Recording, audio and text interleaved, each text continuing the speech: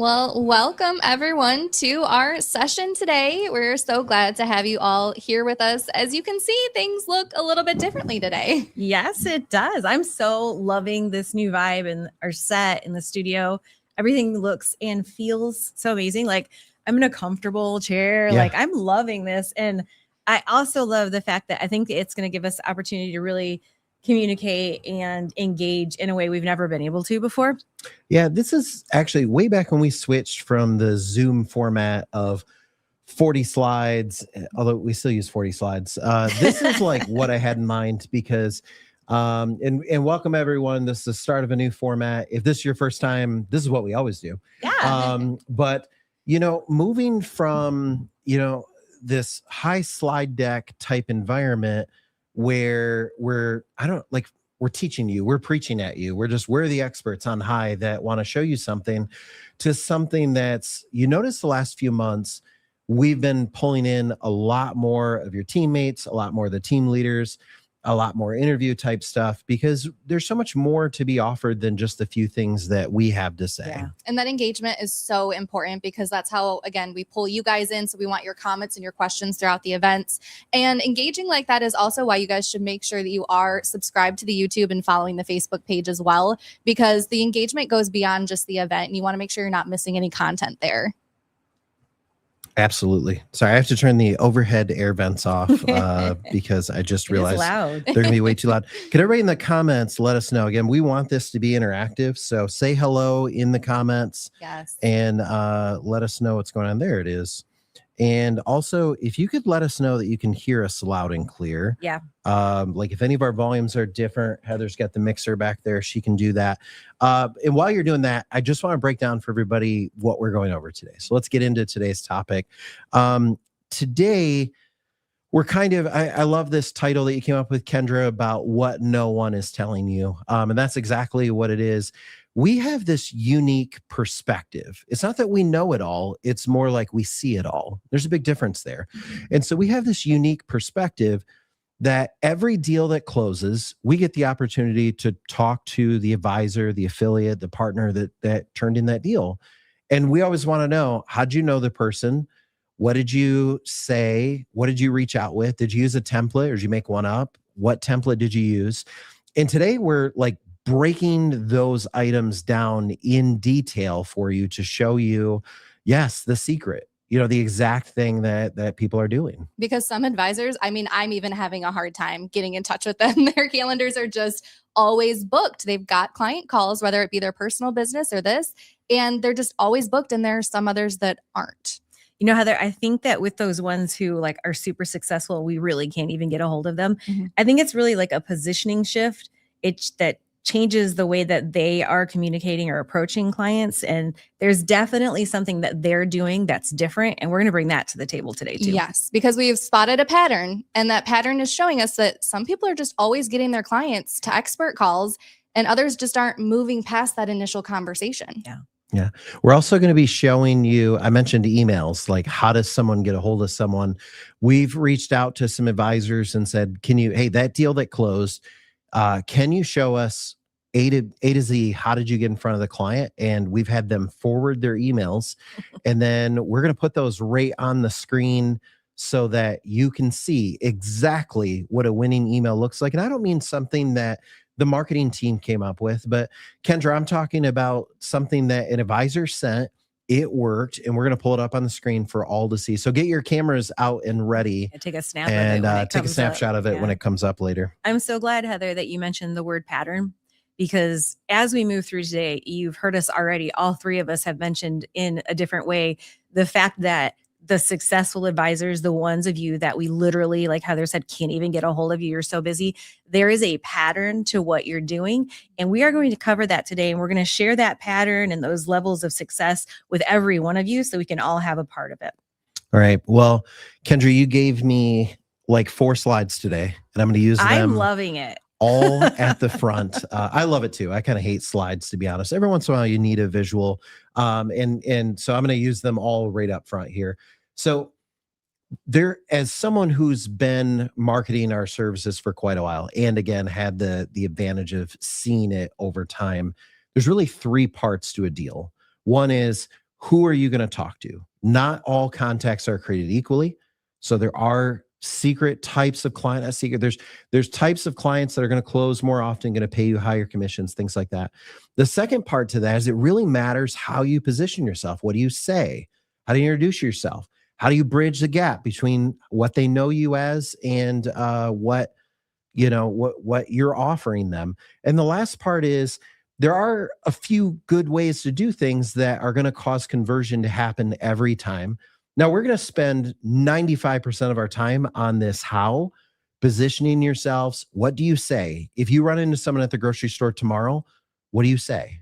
You'll know the answer to that by the end of today's show, I promise. But before, I want to spend like literally 2 minutes, Kendra, talking and reminding everyone. Last month, we talked about who to talk to. Yeah. So let's give a quick recap of, let me give a disclaimer first. Kendra, the answer of who to talk to is everyone. Right. Anyone that's an employer is a good candidate for this, but not everyone's the same. So I want to take these, and Kendra, to start with, auto dealerships and hotels. You'd think they have nothing in common, Yeah, but there's this is what one you're thing they seeing share. on the screen right now is literally the same graphic that I used last month. And auto dealerships and hotels, when you think of them, like Ryan just said, you don't think of them as being the same industry, because they're definitely not, but they do have something in common that nobody else has. And that's the fact that their brand, or whoever they're through, whether it be Chevy or Choice Hotels, there's something that is required of them by their brand. And we've kind of named it forced renovations. So ever so many years, sometimes it's 5, sometimes it's 3, sometimes it's 7, these brands force their franchisees to upgrade their facilities. And we're talking like into the multi-million dollars on some of these different renovations that they have to do. And whether or not they have the money, they have to do this. If they don't have the funding to do the upgrade, they lose that brand, which would mean losing their business. And in that work, like cost segregation saves them most of the time, because it allows them to recapture some of the money that they have to put into these forced renovations. Yeah. The next category I want to talk about is restaurants and assisted living. Again, most people wouldn't think those have anything in common. But when it boils down to it, we've talked about what cost segregation is, and it's really breaking apart components of a building. And when I say components, I'm talking about things like lighting, cabinetry, specialty plumbing, specialty HVAC type of things, all of these little things that build up a building and make it what it is. Think about a restaurant. When you walk into a restaurant, there is specialty lighting. It's there to set the mood, make it look a certain way. There's going to be cabinetry or woodwork, things like that. And they fill up a restaurant to make it feel comfortable. Same thing with assisted living. They're bringing people in. They have to make it look like a home, but they also have to have all of these medical things that are a part of each and every one of those rooms. So both of those industries are chock full of components, which makes them huge qualifiers for cost segregation. The last category is manufacturers. And this favorite is something every advisor should rush to become an expert in manufacturing. And I want to explain what I mean by that. I don't mean an expert in the manufacturing process. I don't mean an expert in tax credits for manufacturing. I mean, learn where they hang out, learn where they eat, learn where they sleep, learn what they read. Because with manufacturing, you're going to make the same sale once, the same sale you would for a restaurant. There's just the same amount of effort that tends to go into a manufacturer. But there's a couple of things. First, you're going to sell them 4 or 5 different services. And the other thing is they're typically going to be a lifelong client. Right. I've got many clients that I sold back in 2007 that I still get a 6-figure residual, from that base of clients that I brought in back then. Yeah, absolutely, Ryan. We've talked about the fact that not every client is created equal, and manufacturers are our top. They're always going to be the top because, as Ryan said, they qualify for multiple services every time. And the fact that the R&D tax credit, that's something that's annual, it's residual, and you build this crazy tight relationship with someone when you're bringing them tens, maybe hundreds of thousands of dollars every single year.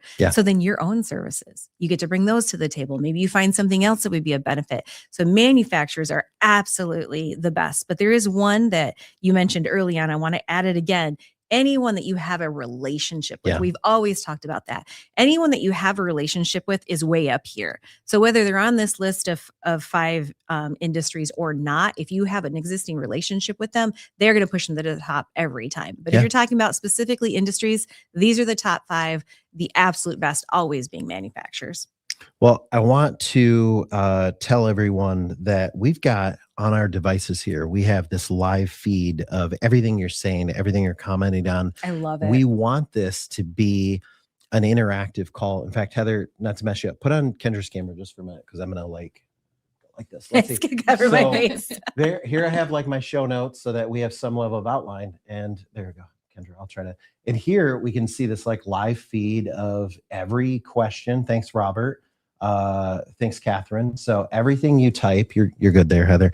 Go ahead and put that there because we've got this live feed and we set this up so we could be interactive and kind of go through things. So I think my second to last slide is so Kendra, that was all about who we're going to be talking to. Again, this month, what I want to do is we're just going to camp out in this specific this spot of how, and I want it to be interactive. I want, as the partners and the advisors are on here talking, as you hear something that triggers a thought or a question or even just a comment, make sure that you're engaging with us because we really want this to feel like a conversation.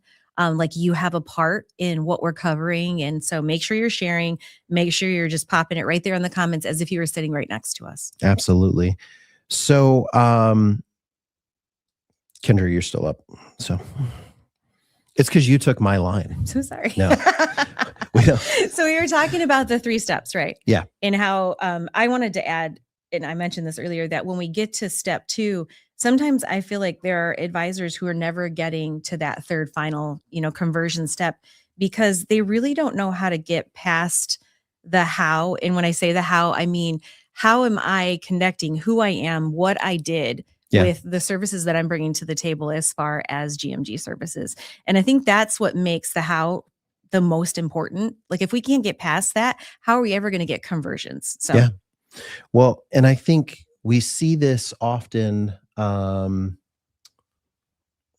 Sorry, a couple of technical difficulties as we're going. So we see this often. And one of the things that I always look for is whether or not it's actually a conversion problem or something that, I guess something more along the lines of, is it something you're saying or is it the way you're teeing things up?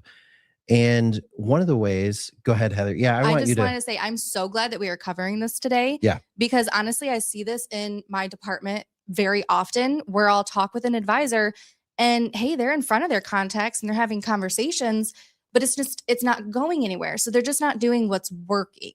Yeah.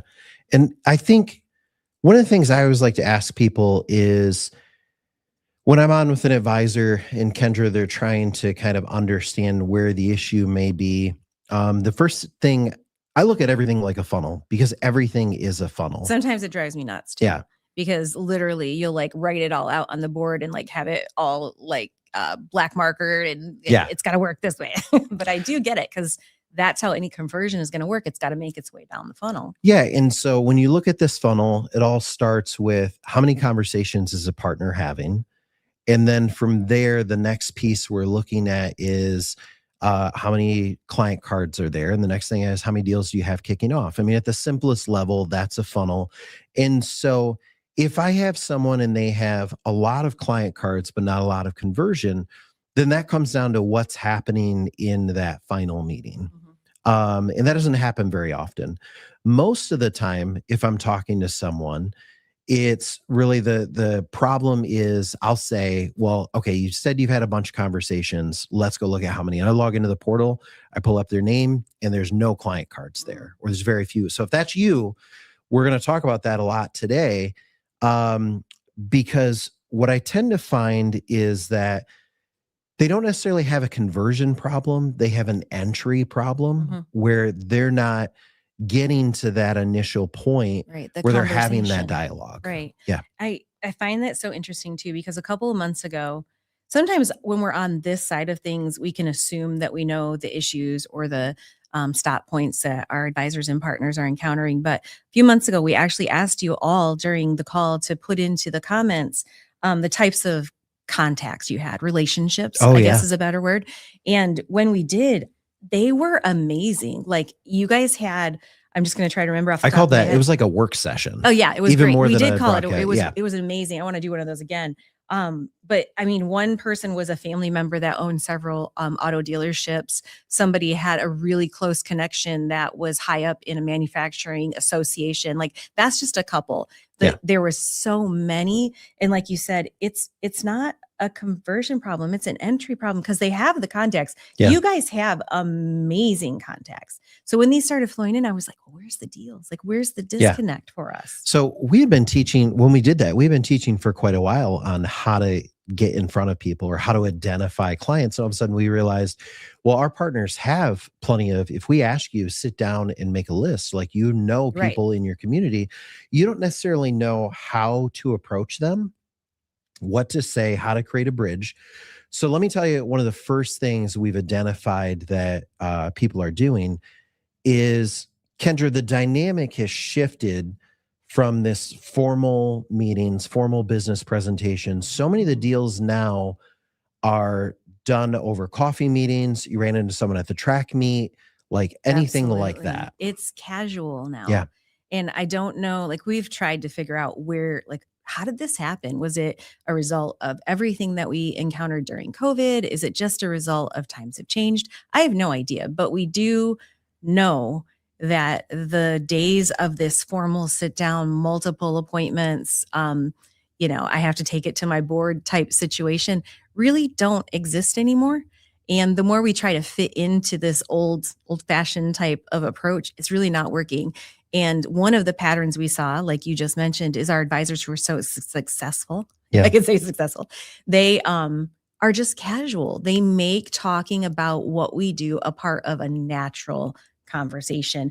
And I want to ask everybody today, like right now, how many of you are finding that difficult? Like you have these contacts, but you don't know how to get that conversation just to make it natural, make it casual. So if you find that that's something that you've struggled with in the past, or even if you've overcome it and found a reason or how, go ahead and throw that in the conversation in the comments as well. I want to take a first question here, Heather. This one's from Clay. And he said, a couple of business owners have told me my CPA handles this.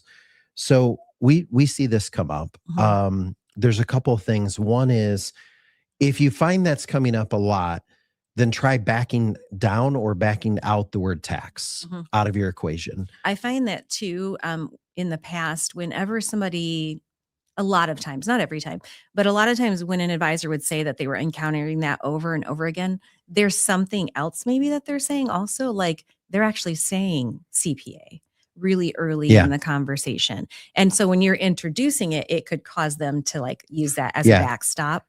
You can just say, like our pitch is often that there are specialized tax incentives. So if you're finding that you're encountering that, just take out the word tax and say there's programs available for manufacturers. There's programs available for, you can say there's $2.3 trillion of programs available from the federal government.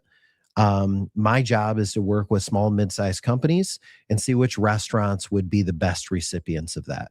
You notice by changing that, I've now taken out of the equation this notion of CPA. So I'm not saying you're doing anything wrong. You may be using our exact pitch, but There is one thing Yeah. too you shared years and then I ago. do remind me, I want to also say how to combat the CPA, Okay. but go A ahead. couple years ago, you mentioned something and it worked every single time. And I think we tend to forget about it is like Charlie just said, my contacts tend to be larger companies. My CPA always comes up. Yeah. Well, that's great. Then ask That- them. That's a good tee up. Yeah, go ahead. Like, So first of all, if it's coming up a lot, not in Charlie's case, but in the previous couple of questions, then just take out the word tax. Mhm. Like I said, if it does come up, then one of the things that you can do is just kind of say, oh, well, I mean, most of the time these programs are handled by a specialized firm. Like we work with a ton of CPAs. Let me ask you, what checks did you receive last year? exactly. They're going to say none. Mhm. And you say, okay, well, in this case, that's probably, don't feel bad though. That's most like, CPAs. And the example that we've been using for 20 years is your CPA is like your general practitioner, and I'm like a podiatrist. Yeah. Okay. All I have to do is know about this one little thing. And so we actually, just like your general practitioner, they have to know a lot about a lot of things. We have to know everything about this one area. So if you didn't get any checks, then, and you just kind of started spouting out, like here in Michigan, for example, I'd say, well, did you guys get a check for the Michigan manufacturing programs? Right. Take out the word tax. Right. Did you get a credit? So I know you guys started up 2 years ago. Did you get any of those startup programs that are eligible? Did you get, when you enhanced your property, did you get any of the enhancement property programs? Eliminate. I'm not telling everyone to eliminate the word tax. I'm saying if you're having trouble in that area, It eliminate definitely the word breaks down tax. any barrier that they're putting up when they mention the Yeah. CPA, because sometimes we as advisors use that as okay, I have to stop. No, don't stop. Continue the conversation, ask the questions. Yeah. You can't get anywhere if you allow a statement like my CPA handles that to stop you. If their CPA handled it, they would know what they got, just like Ryan just said. And I think that kind of naturally leads us into another important point, and that's these types of relationships that you all have. I talked about it earlier. They're amazing. Yeah. And right before we go there, I apologize. Can you, Heather, throw up? Jason had a comment that I think also goes to CPA. He says, is your accountant, sorry, Jason had two, is your accountant an engineer? Because cost segregation is supposed to be done by an engineer. We provide documentation to your CPA. So Jason, first of all, I would call this like 9.5 out of 10. I love this. Please, you're putting yourself out there. I don't want to come across like I'm critiquing it. I would say be a little careful. It could come across like you're challenging the CPA. So I would take Jason's approach and personally, for my style, tweak it a little bit. I would say, oh, does your accountant have on staff engineers, and did they get you checks last year? Most of the time CPAs don't have in-house. They use a company like us. And then that way you're kind of setting the tone. But really good comment there, Jason. Kendra, you were talking about types of relationships. Yeah, I think the comments and everything lead us into, and Carl has a great one. We're going to actually, Carl, just so you know, we're actually going to come to exactly what you're talking about here in a little bit. Yeah. But everything you're all saying leads to the people you're talking to. And when you're talking about them, there's relationships, and relationships tend to fall into specific categories when we're talking about our advisors and their clients. Wouldn't you agree?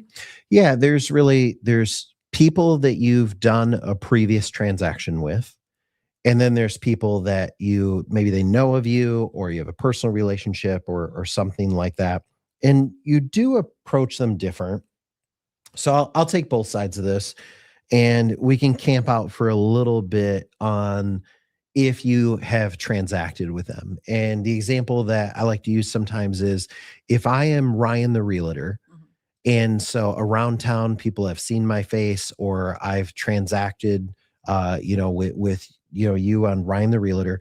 The first thing is we have to make a decision on how you're going to approach people. And I'll give you two different ways. I've taught on it before, but you can either have a division that helps companies with stuff like this, or you can have a buddy that helps with stuff like this. I love that, because we're able to break it down into two categories that I think every single one of our partners or advisors would be comfortable using. Yeah. Like either I have a buddy, a friend who X, Y, or Z, or we just added a division that does X, Y, and Z. So let's hang out here for a while, and also keep an eye on your quest. So please continue to submit questions.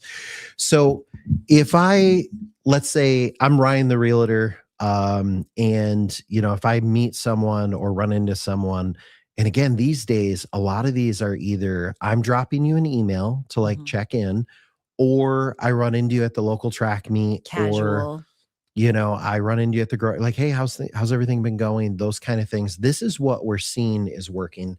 And so in this particular case, let's say I run in, the first thing I'm going to do is acknowledge the relationship of, and absolutely. So we'll do a little bit of role playing here before, but, hey, Kendra, how's it going? And I'm going to ask, how's the new lake house working out? Oh, it's great. We love it. We're looking forward to the summer. Yeah. And so once I've acknowledged that and I'm kind of talking, l- let's let me do it the wrong way for a second. Hey Kendra, how's that new lake house working out? Oh, it's great. We're looking forward to the summer.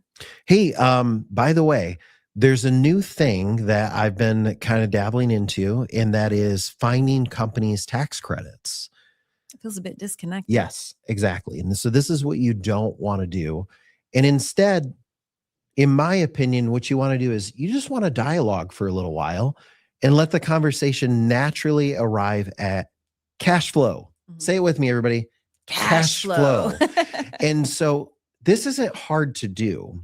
Like I can get there many ways. I'll show you a few. So hey, I heard so Caleb's got to be getting old. Is he like off to college now or Actually, he just got married, and our middle one, she's off to college soon. oh geez, holy crap, weddings these days are Yeah. like it's like an arm and a leg. It definitely it I'm to money Yeah. already. If we meet at the grocery store, holy crap, the cost groceries of are milk, so expensive. the cost of eggs, you can get there. If it's business related, it's like, so how's that, if I'm now Ryan, the insurance rep, hey, I saw, in your latest policy and stuff you guys have added, or I was driving by and I saw a parking lot's packed. What's going on over there? We added another shift or Oh man. So that's got to be good for business, right? business is busy, but we could always be doing better. Yeah. So one way or another, you can see that I'm naturally going to arrive to the word money. Whether they're doing well or whether they're in need. Yeah. It's always about money. Yeah. And so once I've gotten there, once I'm on to the topic of money, this is what I talk about with the bridge. Okay. So we're just going to talk casually, maybe for 30 seconds, maybe for 10 minutes. It doesn't really matter. But at some point, money will come up. And now I need to be prepared with my bridge. Now, remember I said earlier, do you have a division or do you have a buddy? So let me show you what both of those look like. So if I'm talking to Kendra here a little bit and I'm going to let her know that we have a division, I'll start with that one. So she said something about money or whatever the case is. I say, really? We've actually added a division that works with so many of our clients are in the same boat. They're looking for capital. They're looking to grow. It's hard to find these days. Interest rates are high. Yes. Supply chains are difficult. And so we've actually added a partner division that what they do is they work with manufacturers and other kinds of companies, and they help find federal funds. And we've been quite successful at it. I should set up a call. Well, that's interesting. Yeah, that's a division. Mhm. Now the other way, the buddy way, is very similar. Now I would use the buddy way if Kendra, maybe they know me as, they know me as Ryan the realtor. Something specific. I'm a one-person shop. They Right. know like I got me and my office manager, and that's it. It's going to sound a little like Adding a division disingenuous. seems a bit unattainable when you're talking about. Yeah. They're like, don't you work out of your Lincoln? Right. Like, Which there's like, nothing wrong with that. and so it's disingenuous. I'm like, we've added a division. So at that point, I may choose to have the buddy approach. Now with the buddy approach, this is very similar in the aspect that I'm just going to say, how's things going, that kind of thing. And then as she arrives at money, I'm going to say, that's interesting. One of my buddies actually helps manufacturers find state and federal programs. And I heard Michigan just added for like the first time in like 30 years, a state program. I should get you guys in touch. Mhm. Okay. And so you can see this is like And this wouldn't easy that- approach. I'm asking, wouldn't that be the appropriate time? Because I think a lot of everybody on a call right now, a lot of times they will like say you should go to this website or call me later or something like that. But wouldn't that be the best time to like actually take them right to the calculator or the Absolutely. page or like Okay. don't miss that opportunity. You I'm got so- the person, you have their attention, like don't Yeah. let it go, right? I'm glad you brought that up. There's I'm sure, in fact, I'm positive whether if you're on Android or you're on Apple, let's talk about both those for a second. If you're on Android, I imagine you could have like a Chrome profile that has some bookmarks and things like that. I'm on Apple, and I can have what's called Safari groups, or you could do this in Notepad too. So I can go in and I have a group right now. So if I go into Safari, I'm not going to show my screen, but I have a tab group called Pages. Like that's what mine's called because it's Pages. And I will just show real quick. You can go to Kendra's camera. I'm going to do this again. Apparently, I need a top-down camera. So I went to Pages, and in Pages, I have preloaded a bunch of pages, and I have .me, I have my calculator. Heather, you're good. So what I can do at any given moment, since I'm talking to you, the example is you're a manufacturer, and Heather, maybe you can follow along, not to put you on the spot. But I'm going to go and I'm going to click on my page. I've got this permanently loaded. And by the way, if you're in premium, and not just to be a premium push, I want to remind you of something. First thing is, if you're in premium, you have a dedicated buddy. Yes, you do. You have a team leader. You have a team leader. This is the one and largely only person you'll be connected with. That's the benefit of being in premium. One of the big ones is you're going to have a dedicated buddy that you can always partner people up with. Every time you say that, all I hear in my head is that My Buddy song. Yes. You can have like Kate or Chris or Dan. Right. Like you're going to have. And if you don't, you still have Jack or Clark here at the office. So you have somebody no matter what. Yeah. And so the other thing you have with premium is now everyone has .me, but with premium, you've got this website. And so what I do, I've got mine loaded here. I think Heather's following along. That's great. I would just go to the manufacturing page, and I'm going to sit here and I'm going to say, yeah, let me show you all the things that, we can do for manufacturers. And Kendra, instantly, this process goes from me like talking to you. It goes from theoretical to reality. Like you're actually showing it to them, and you can take them all the way into where you're starting to add in their information, and they can start seeing that dollar amount scroll and get bigger and bigger. I mean, there's nothing better than that. And you mentioned it earlier. The page has the references on it, the different case studies on it. So you take examples. It from this, hey, like this is a possibility, this thing I'm doing, to like this reality of you're actually looking at it. And it's in the same moment. You've not had to revisit them. You don't have to come back, loop back around. Why? No. You're right there. Capture that moment. Yeah. And again, I don't want this to be a premium push. Most of you are in premium.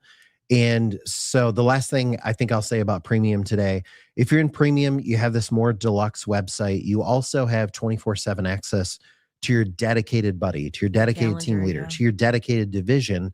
And Kate and Chris and Dan and everybody else, they don't care what you call them. No. They don't care if you're saying this is my, SVP of tax, or they don't care if they're saying, well, we've added this person heads up our tax division. They don't care if you're like, I got a buddy. Kate doesn't matter.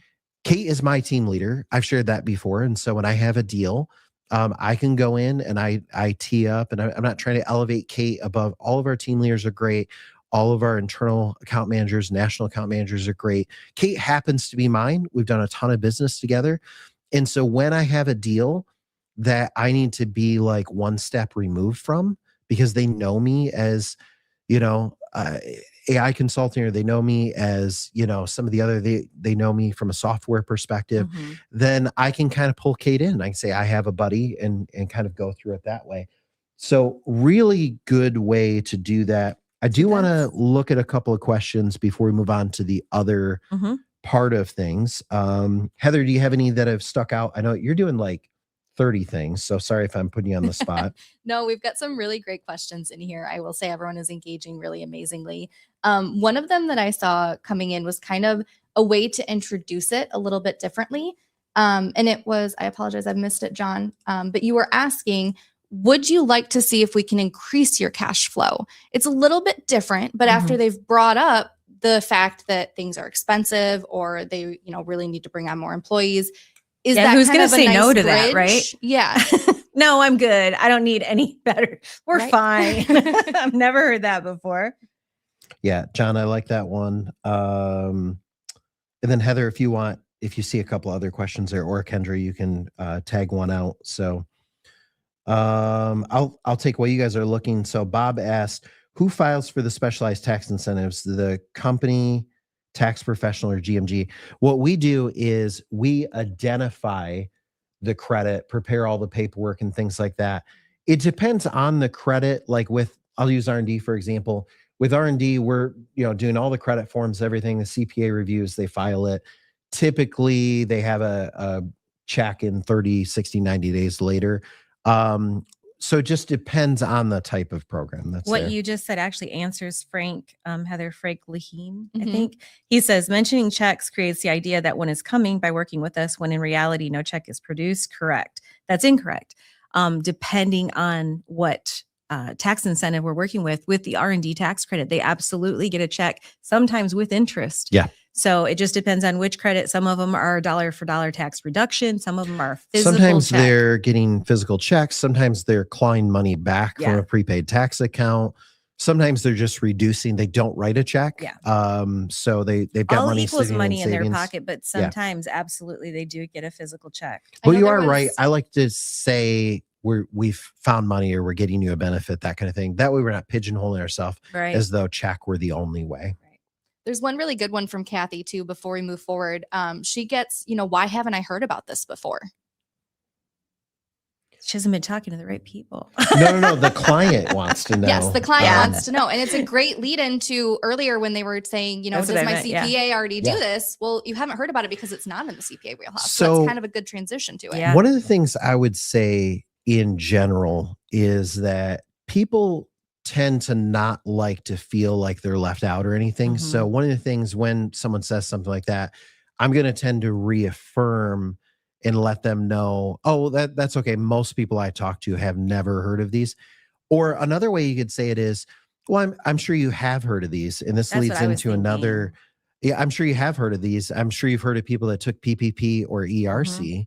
And most people are going to say, oh yeah, I've heard of that. And before. the news has been full of different tax incentive type things. I just saw an ad, an actual commercial. I was watching Real TV yesterday. It was crazy. And it was a commercial for tax incentives in the state of California. So they have heard from, I don't know that they're putting it together. So you Yeah. could help her move the conversation along in that manner to say, just like you said, I'm sure you have, but maybe we didn't realize what we were talking about. Yeah. I'm sure you've heard of these. They're just, not, people don't realize that there's hundreds of them available. And, Or how much is available for, your industry, for manufacturers or for hotels or Yeah. what have you. we're going to keep going, but keep the questions flowing in because again, we want this to be interactive and keep, So that was our first category. So the previous relationship that you'd worked with. What about our second, which is people that you would know personally? Yeah. I would make that even more broad than personally. And what I mean by that is this is a tough one to categorize. I would break it down and say it's the category one is everyone who you've transacted business with under a different product line. And category two is everyone else. This could be a personal contact. It could be like Gerald McAdoo. He has other professions, but he also has tons of clients he's only ever been a tax person to, a specialized tax incentive. So what I mean when I say two categories, if you've ever transacted businesses, Ryan the realtor, Ryan the insurance rep, Ryan, whatever the case is, that's what I just talked about. And because of that, they know you as something else and you have to use this division or this buddy approach, or you should As the use it. bridge. For everyone else, if you've never transacted with someone before on another product line, or they don't know you as anything else, or they don't know you at all, then it really frees you up. You could still use the division approach. You could still walk in, they say, what is it that you do? And you say, I'm Ryan the realtor, but we have a division that.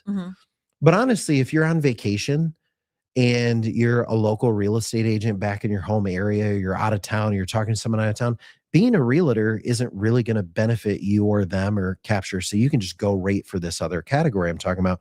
So anyway, I'm all over the place, but you can have a division, you can be a buddy, or Kendra, you could decide to be the person. You could be the tax guy. You could be the tax gal. They don't know. I mean, any different. They don't know any different. And let me tell you, if you've sat on more than one of these broadcasts, you're already at a level of expertise. Heather, we have a focus issue. Sorry about that. So what you'll probably have to do, you gotta love live. You may already know how to. I was gonna say, I always have to put my hand in front of the camera to do it. So let's see if that refocused. I think it did. There we go. So, so with this, you get the opportunity to just be the person. And so remembering, Kendra, that little banner that's at the bottom of everyone's it page. says you're a senior advisor with GMG. So there's your You there's give your category right there. You give everyone multiple press releases that are in the toolbox. Like You they're have everything to substantiate being that.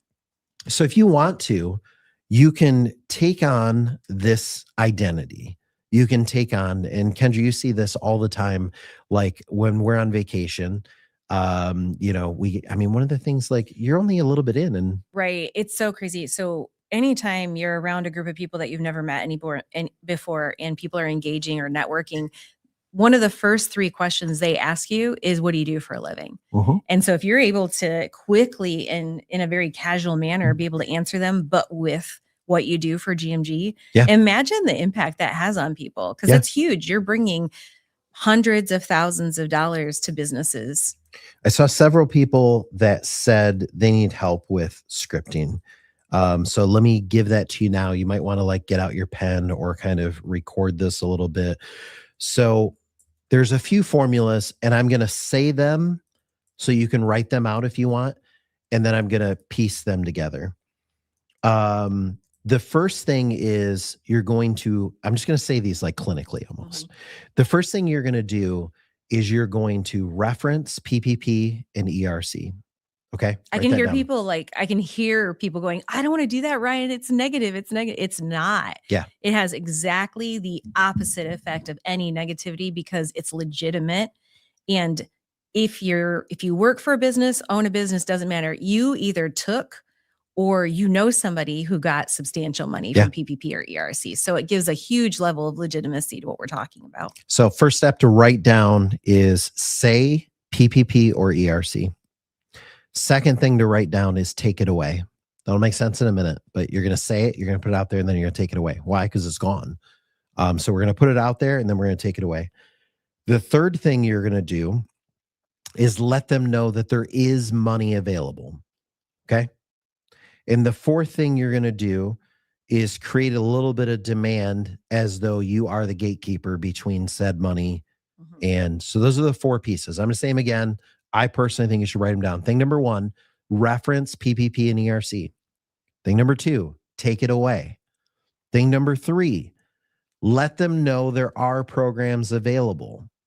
And thing number 4 is position yourself as the gatekeeper between said money, all that money. Just imagine you got $2.3 trillion floating off in the background, like one of those bubbles above your head, and you are the gatekeeper. Now, is all of that true? Absolutely.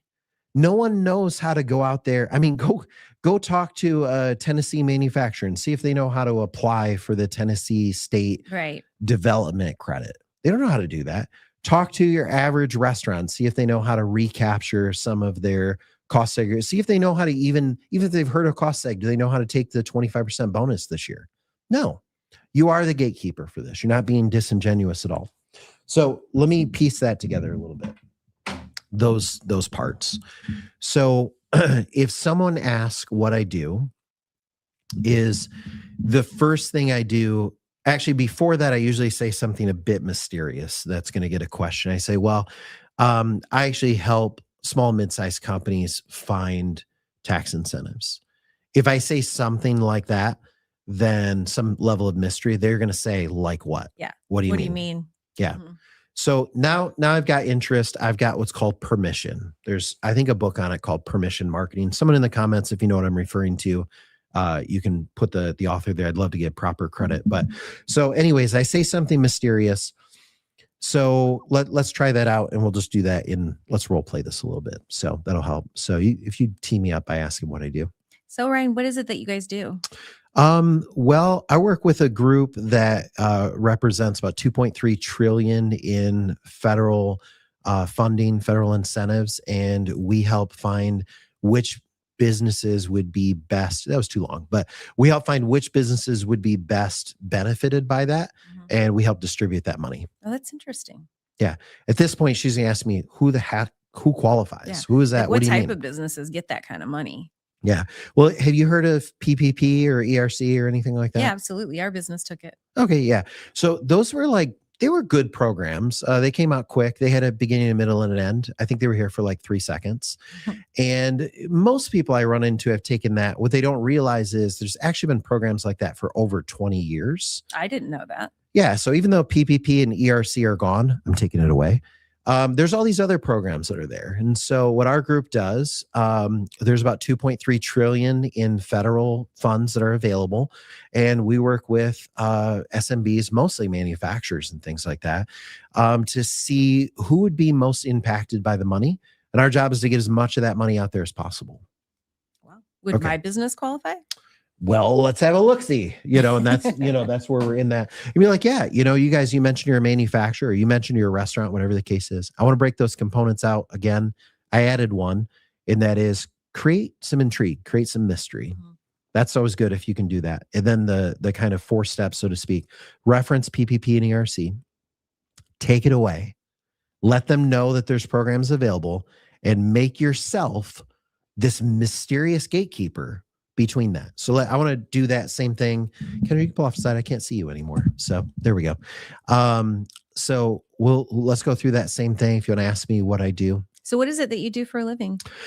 We've developed software that helps, small and mid-sized companies find all the federal programs that are available for them. Really? How does that work? Well, have you heard of PPP or ERC or programs like that? Yeah, absolutely. Okay, I got to pause there. I'm doing that because instant credibility. I think we factored up at one point that ERC got in the hundreds of millions of dollars in paid advertisement, both that was actually paid and that the media did. There's credits all the time. So all I'm doing is piggybacking on hundreds of millions of dollars in credits. Let's start again. Sorry. So what is it that you do for a living? We've developed software that sometimes actually from a mystery item, I just say a software company. And they always say, ask what kind of software. Yeah, but I won't. So we've developed software that helps small, mid-sized companies find all the different programs that are available federally for them. Well, that's interesting. How does that work? Well, have you heard of PPP or ERC? Oh, absolutely. Yeah. Yeah. Well, those were good programs, but they were out for a hot minute and then they were gone. Most people had the money spent before it even hit their account. What we focus on is there's actually hundreds of programs that are available, most of which have been 20 plus years that they're available. They're lifetime programs. You can take them every year. So what we do is we go out there and we search. In fact, there's about 2.3 trillion in federal funds available. Really? And we go identify which small and mid-sized companies it would have the most impact on, and we get as much of that money out in the hands of businesses as possible. How would I know if my business was one that could do that? Actually, if you want, I got your WhatsApp from earlier. I can drop you a link here and we can pull it up right now. Sure. Okay.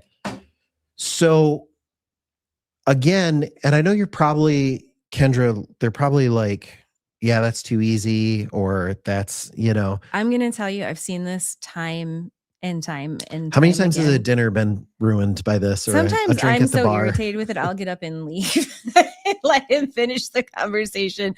But no, really though, it is exactly how the conversation goes. And there is a lot of interest because it's not anything they've ever heard of before. And they're not in mindsets usually when they're in a casual setting where they feel like they have to be on the defense or worried about, somebody trying to sell them on something. So they are, ready to engage and ask you questions about it and tell you about their business. Everybody likes to talk about themselves. Yeah. So it really does work well. Now, there's something I did in there, and I call it the application. It's that last piece, the position yourself as the gatekeeper. And Heather, I'll give you fair warning. If you want to start teeing up some questions, this in about 2 minutes, this seems like a good time. But Kendra, I like to position myself as the gatekeeper. And so instead of just saying, well, all manufacturers qualify or anything like that, because then I've taken away scarcity. Right. And so instead, that's why I like the line. My job is I work with small, mid-sized companies, or I work with manufacturers here in the Midwest. To find out I who work would with food benefit. distribution companies to see who would most benefit from these monies, because obviously we have a limited amount of time and we want to get the money into the hands of people. When I say limited time, not limited program time, we can only get so much money out, and I want to get into the hands of the people that are really going to benefit from it and going to use it to grow. Now almost they're like, well, I would grow if I Right. had money. I want to be a part of that. Yes. And I know it seems cheesy, but again, Kendra, you've seen this. No, FOMO works in marketing. Yeah. And you have to make it kind of like you're not really offering it to them. And then Yeah. they're like, well, they're going to ask a question. And that's when you can engage and pull them into the site or the calculator or something Yeah. like that. Heather, do we have some questions and everything? I wish everybody We knew. do. So Heather is actually right there. We Yeah, moved you guys her. are seeing the behind the scenes. I would of spin the camera, studio but she here. has it so well positioned. But she's literally like, so there is He's our Kendra's camera, producer. and she is directly behind. So, It's anyways, the literal behind the scenes here. yeah, yeah. So Heather, we do have really great questions. So the first one's kind of a two-parter here from Renuka. Renuka's asking, can we set the appointment on the calendar for the client right then, or do we need to send the link to the client for scheduling? it is preferable that you just do it right then. Now, whether you're in premium or not, when you go through the calculator, you will be presented direct, like you run the calculation, and then you will be presented immediately with a booking time. Now, if you have a team leader, you're in premium, you also have a different page called Let's Talk, and that's just for people that are in premium, and they can actually book it without going through some of that process. So you have direct access to your team. You still have to enter the client because you want to know who we're talking to. But either works, and they work very well. They do. You will have more success if you do it right then. Yeah. So yeah, make sure to do that right then. Another really great question. This one came from Elizabeth. Elizabeth is asking, is a great way or best way to approach new people through partnerships with others who do work with those folks already? I would say, can anyone remember, was that last month? I think it was last month's broadcast. So last month's broadcast, I broke down and talked about, you would benefit to go listen to that whole episode. But I talked about commercial realtors in particular, and I don't know how to categorize, like not AEC, not architectural engineering construction, like commercial builders, commercial realtors, commercial builders. We actually had that in our weekly focus as well. We had scripting and everything on how to reach out and connect with them to do exactly what Elizabeth is asking about. Yeah. So I think you want to do that, but I don't want to leave you hanging. I'm sure other people have this question. Absolutely. If you think about, Heather, would I mess you up if we went to visual for a second? Yeah, we can do that. If you think about these companies right here, restaurants, car dealerships, hotels, assisted living, manufacturing, medical offices, office buildings, golf courses, like there's so many more, nursing homes, apartment complexes. If you think about your high value targets, the ones that are going to pay you the highest commission, so then like probably the best strategy, and I would love other people, other advisors, go ahead and weigh in the comments right now on how you've done this. Ask yourself, who are they in front of? So they're in front of commercial realtors. They're in front of commercial builders. I'm sorry, commercial realtors and builders are in front of these folks. There's other people I've seen that are going after the new restaurant payroll credits. Yeah. And so they're getting in front of restaurant supply groups.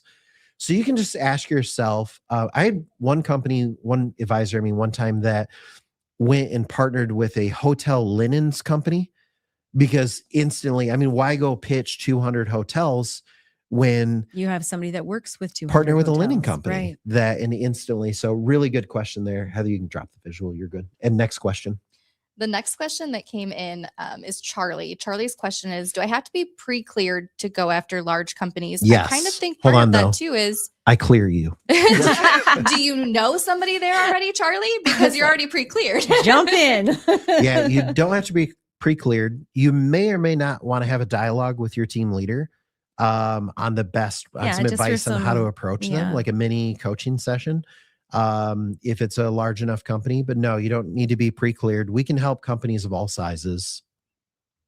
Heather, I'd say one or two more, or if not, I can move on to the next section. I think those are the ones that I would Okay. cover in this section. So I promised early on, Kendra, that we were going to Emails. show some emails. Yeah. And so I want to do this. And by the way, if you're loving the new format, drop that in the comments here. Let us know. And I do want to put out too.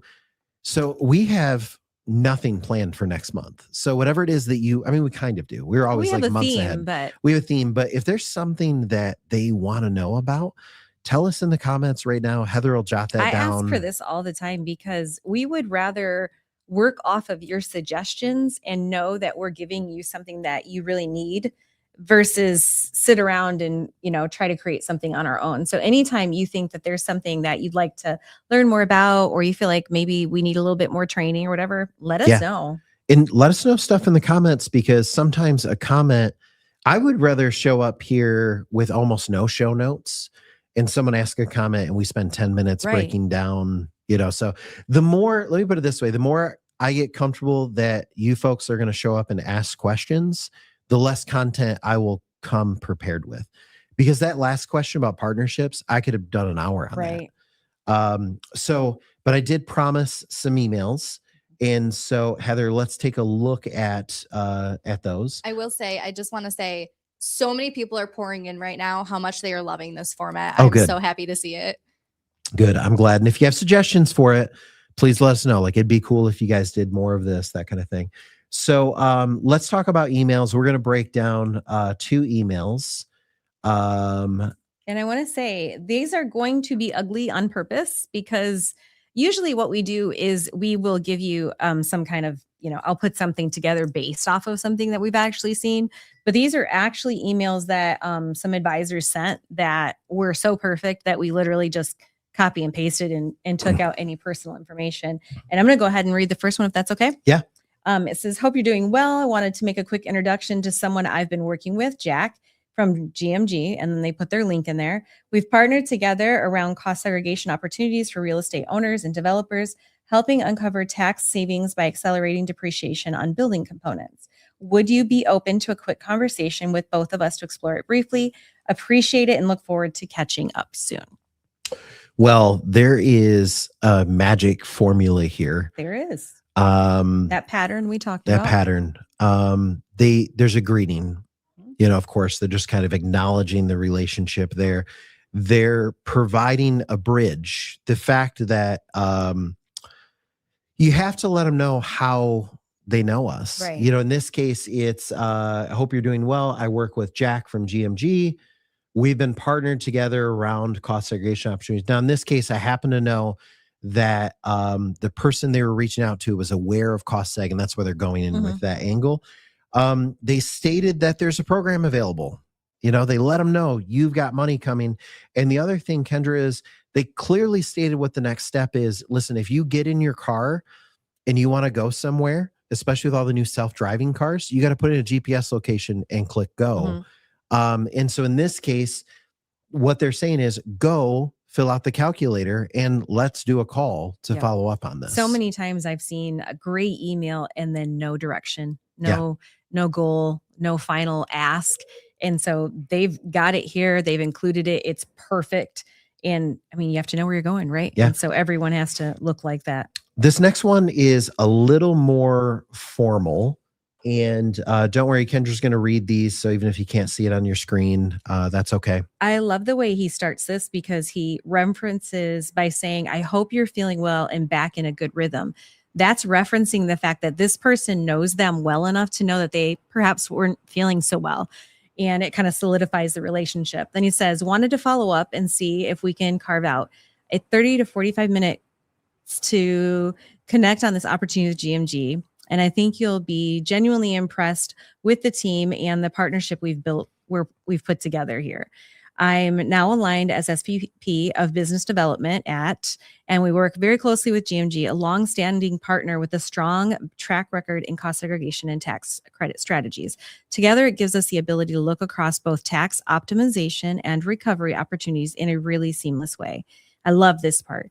"Given what I know about your business, I have a strong feeling there are areas where we can surface value without disrupting anything you already have in place, especially with the opportunity on cost segregation with our high-tech, high-touch approach. Let me know what your schedule looks like this week or next, and I'll coordinate it on my end. Looking forward to catching up. I love, love, love how twice he lets them know that he's already a part, like he has this relationship with them, so much so that he already knows about their business and how beneficial it would be. Well, you can read between the lines at what's going on here. So obviously, this person worked with them in a previous company. Let me translate this for you. So they transacted with them in company A and they now work at company B. You can tell that. So because they say, hope you're doing well, blah, blah, blah, that kind of thing. I want to set up a time to talk.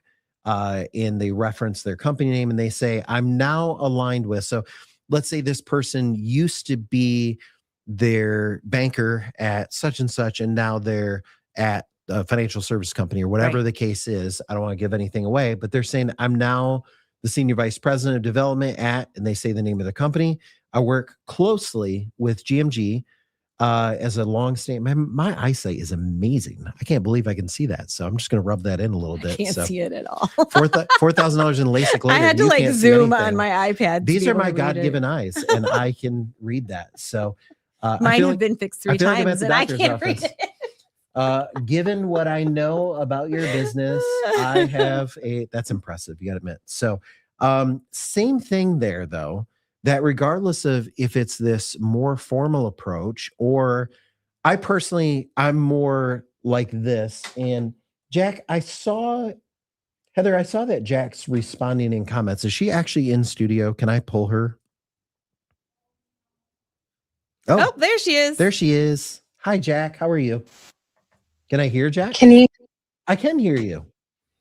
Oh no! Hi. Hi. You gotta love when technology works. Jack, this is we didn't fake this. This is a real email. It's on the internet. It can't be fake. So Jack, you would have done this call. Don't talk about this call specifically, but I do want to ask you a question. For everyone out there in internet world, that's maybe never done one of these calls. They're like, I hear him talk about these calls. I don't know what that is. So if I was an advisor, if there's advisors on this that they're like, I've never done a call before. The concept of doing it scares me. I don't know what would happen on a call, that kind of thing.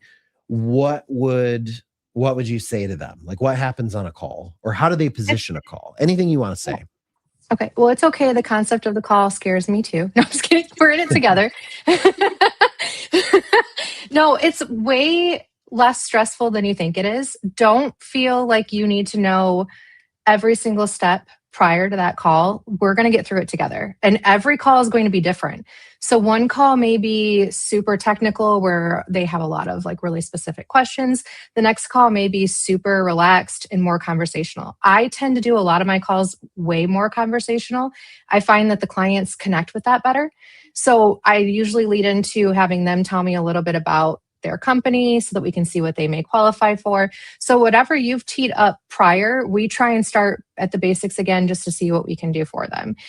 You don't have to even tell them a specific service ahead of time. Sometimes it's even better if you haven't used, cost obviously is a very easy one for you to lead into if you need to, but if you haven't, don't feel bad if you haven't even told them about any specific service. If you've just told them, I work with a vendor who has opportunities, that's perfect too, because you can just make that, you're kind of like the third party connection in between the client and us. And we kind of try and do everything for you from there. If I don't know an answer, I'll be honest and tell them like, I will find out for you. Like I'll check with the department. So I know, actually, I think Frank's on here. Frank was on a call with me recently where I was like, let me ask the team because I do not know, but we will find out for you. But it's way easier than you think it is. If you can just get them to those calls, at least then we can get that information. Then they'll get follow-up emails from me as well. They'll even get videos like reminding them to do their activation. Ada's, I don't know if Ada's on here, but Ada and I have actually had to work hand in hand a couple of times after that initial call. So like, I'm there to help. I'll be your buddy. I love it. And I love that everybody got to see your real personality, because I think that they assume, like they're like, well, I don't know enough about this to ask them to get on a call. You absolutely do, because you've got somebody like Jack on the other end who's going to literally make them feel immediately comfortable, walk them through everything, ask those questions that need to be asked. So I love it. Thanks. Yeah. Jack, you said about it being, your casual approach. This is why you close so much cost seg. We once upon a time, 20 years ago, we used to put an engineer on On these the phone. calls. Yeah. We closed nothing. And then, we still have a small team of national account managers. We have our Yeah. team leaders and things like that. One of the things we've had to learn as a team, and it's hard because, so Jack, I don't mean to age you, but you've been here 10 years or correct me. 10 years. Yeah. 10 years. Yeah. Okay. So you've been here 10 years. The problem is Jack knows too much. And so what we've had to do is really all dial our knowledge levels back. And I would say that to you as partners out there as well. Yeah. One of the worst things you can do is become an expert. And I got to tell you, Jack knows more about cost segregation and the tax code. I'll tell you what, don't challenge her on WOTC, because Jack's Yes. Jack was here at the origin of us launching our Yes, Work I Opportunity was. Tax Credit. She processes between her and her team, processes every application that comes in. She knows the credit inside and out. Yep. And yet I'll tell you that the strategy that works, and Jack kind of emphasized this a little bit, the strategy that works is a simple, casual, friendly approach. Yeah. I don't want to put words in your mouth. Go ahead and run with that for a few. It scares the client more when we try and give them facts, if that makes sense, than it does to make a conversation of, are you hiring? What type of employees are you hiring? How often are you hiring? And then just kind of tell them a little bit about the target groups. But the more you go into the specifics, they're like, ooh, I don't know if that's something I qualify for. And it kind of shuts them down. It's much, it's much easier to be more conversational and then follow up again just to remind them if needed. But it's way easier than you think it is. And it's not as scary as you think it is. So don't try and feel like you need to know everything. I know Ryan said I do know everything, but there are still things I don't know, and I'll go to Ryan and be like, wait, I had this question. So it's okay. We'll figure it out. But there's nothing that won't come up on that call that we can't handle. Like, we can always handle it for a client. We'll figure it out. We'll get it done. Deadlines are not a problem. Like, we can figure that out.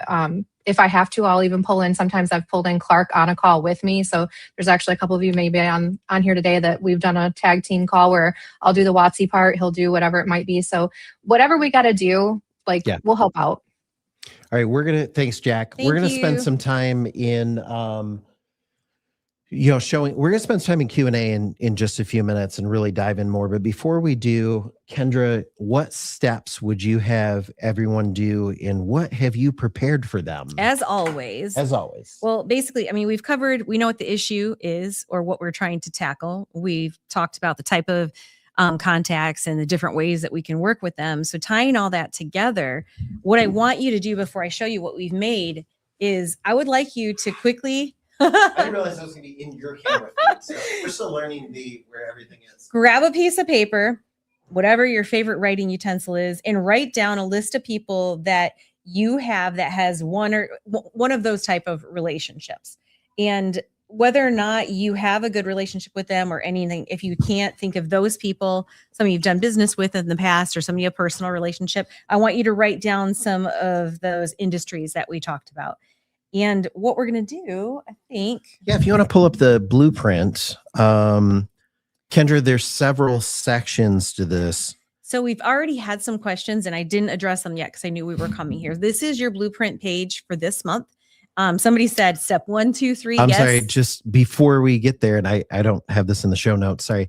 The way you're going to get here is on the very page you're watching on, or the page that you got invited to. Don't do it right now. Don't do it right now, but you're going to scroll and there's a banner that will then it says blueprint. Mm-hmm. It's going to take you over to this page. Don't do it right now because you'll lose the feed. Now, if you're watching on YouTube, you still got invited. You got like 20 emails from Kendra, and that You'll page right there is get going an to get email. you. Yeah, after today's call, you'll get an email that has a link to the blueprint page too. So okay.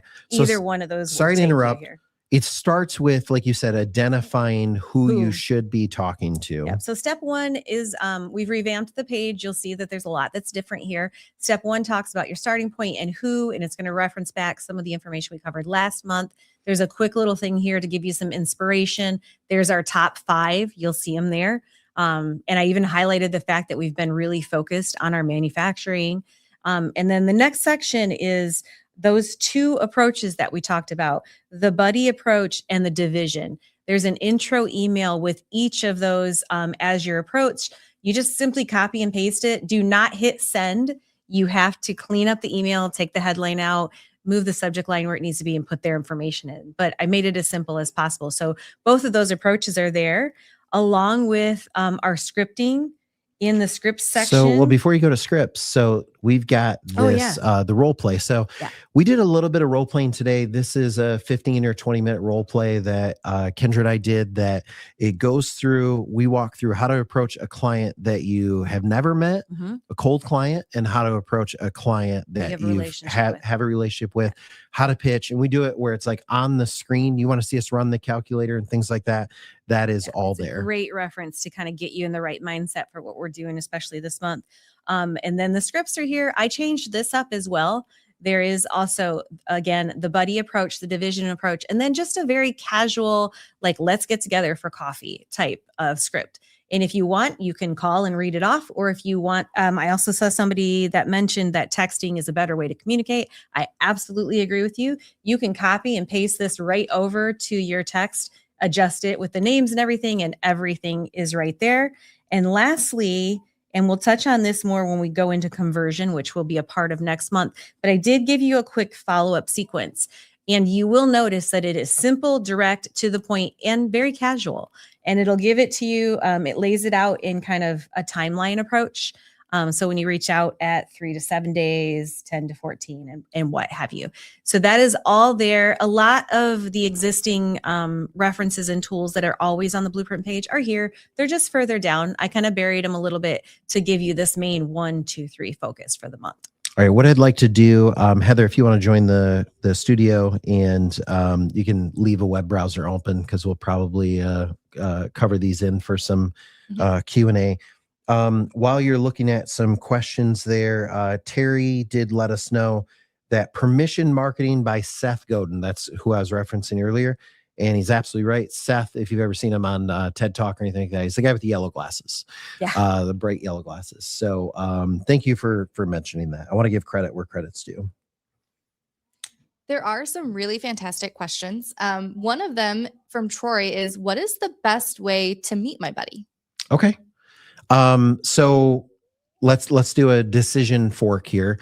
If you're in premium, and you'll know, so premium is, I said it was the last thing I'd say about premium, but Terry, you just asked. If you're in premium, premium's $99 a month. It's different than membership. It gets you professional, or the premium websites. It's you a dedicated team leader. It gets you lead credits every month, and it gets you advanced HTML email templates, things like that. Specific landing pages, some more extensive videos, explainer some more extensive videos, social posts. There's a lot of things that cost a lot of money to produce. And we have a dedicated marketing team here that works under Kendra. And those things cost to host dedicated landing pages. My team has to pay monthly to maintain and create a lot, especially of the explainer content. videos, stuff like that, because they're coded to each person. So I can't give them away free, because I have to be able to pay for the expense that belongs with it. And that's all that really does, is it pays for the expense of hosting and getting those produced for you. Okay, back to Terry's question, if you could pull that back up. Was it Terry? I'm sorry. Troy, I'm sorry. So decision fork here. If you're in premium, then you have a team leader. Email support and say, I'd like to do a call with my team leader, if you've never done one. Heather, is there anything different than what I just said? That's exactly correct. Okay. And I think if I remember right, Heather, you're going to be impressed with my support knowledge here. You're going to click a button in our system, and that's going to open up a banner on their page where they can book a one-on-one call. Correct. Yes. Vaguely. Okay. Yep. If you're not in premium, then you don't have a dedicated buddy. And you just met Jack. Jack Clark or one of their team members are going to do the call. But Troy, you can't say you'd have to leave out the name part. You could say a member of my team or something like that, because it's going to go round robin with that. But you can, as part of being in premium, you can have a dedicated buddy and do a live coaching session with them and things like that.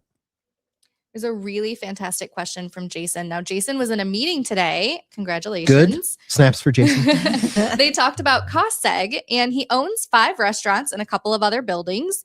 Seemed like a lot to enter all that info on the spot. So he wants to know, is it better to start off with one or just go ahead and fill out all of those locations? Okay, let's do this together. Heather, I'm going to put you on the spot. Open the website. Okay. And we're going to do this together. So I just want to show you how easy it is to do this.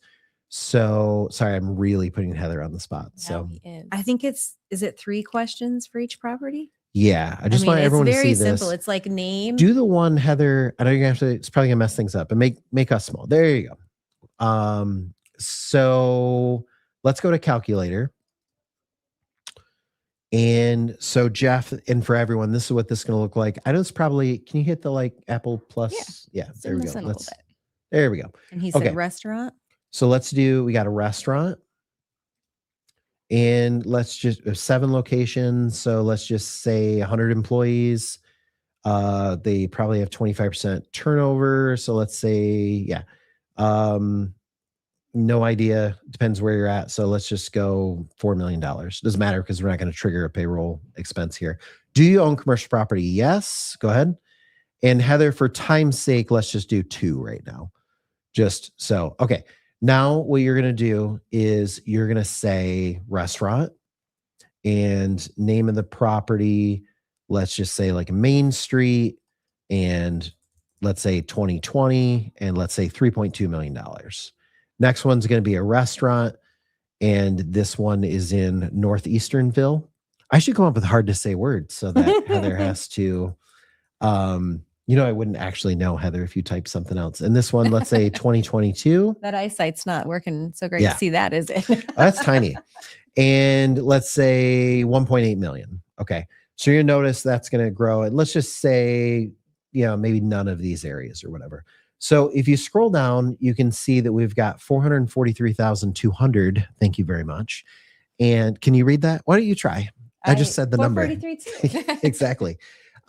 So now you can see where we're at is you get to tell the client that, we found you $1.6 million or whatever the case is, because it's going to be 7 properties.